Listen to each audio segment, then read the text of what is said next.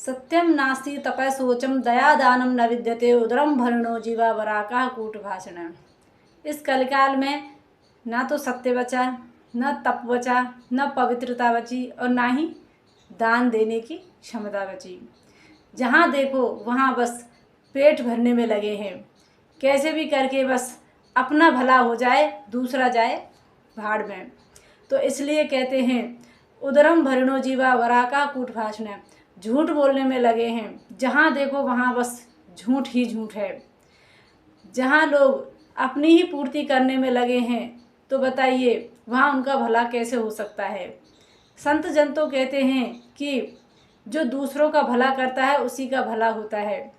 इसलिए सत्य के लिए संत कहते हैं कि सत्य ही प्रभु है, सत्य ही भगवान है। सांच बराबर तप नहीं, झूठ बराबर पाप, जाके हृदय सांच है ताके हृदय आप।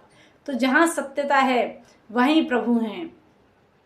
तप की बात आई, कहते हैं हम शरीर का तप तो नहीं कर सकते कि घंटों भजन कर सकें या फिर हम समाधि लगा लें, ऐसा तप तो अब नहीं हो सकता। लेकिन तप में वाणी का तप हो सकता है कि हम अपनी वाणी से किसी को बुरा भला ना कहें, तो वह वाणी का तप है। अपनी वाणी में संयम रखना ही सबसे बड़ा तप है। शौच यानी पवित्रता हम शरीर को तो स्वच्छ कर सकते हैं जल डालकर, लेकिन मन को स्वच्छ तो सत्संग के माध्यम से ही कर सकते हैं, भजन के माध्यम से ही मन पवित्र हो सकता है। मन जब पवित्र होगा तो मन में विकार नहीं आएंगे और दूसरों के प्रति भी हम बुरा नहीं सोच सकते। तो यह सामर्थ्य भगवान के भजन से, सत्संग से ही आती है।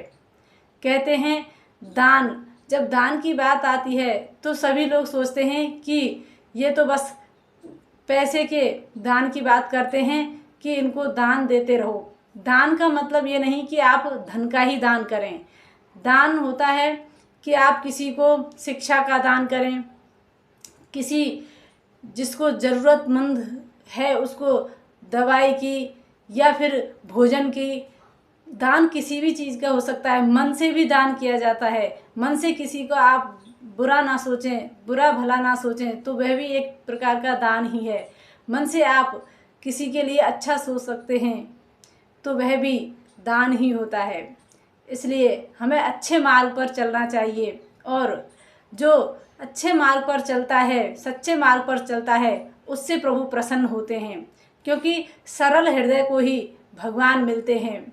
जो ज़्यादा ज्ञानवान होता है उसे कभी भगवान नहीं मिलते। भगवान तो जहाँ प्रेम होता है, जहाँ भक्ति होती है, वहीं जाते हैं। तो भगवान के लिए भक्ति करें, क्योंकि हम भक्ति तो करते हैं, भजन तो करते हैं, लेकिन अपने ज़रूरत के लिए। हमारा प्रभु ये काम कर दे, यदि वह काम हमारा नहीं होता है तो हम भगवान को ही भला बुरा कहने लगते हैं, तो ये काई का भजन हुआ। इसलिए हमें यदि भगवान के ही लिए भक्ति करनी है तो भगवान प्रसन्न होते हैं, और यदि आप संसार की वस्तु के लिए भक्ति करते हैं तो भगवान उस वस्तु को आपको देकर फ्री हो जाते हैं।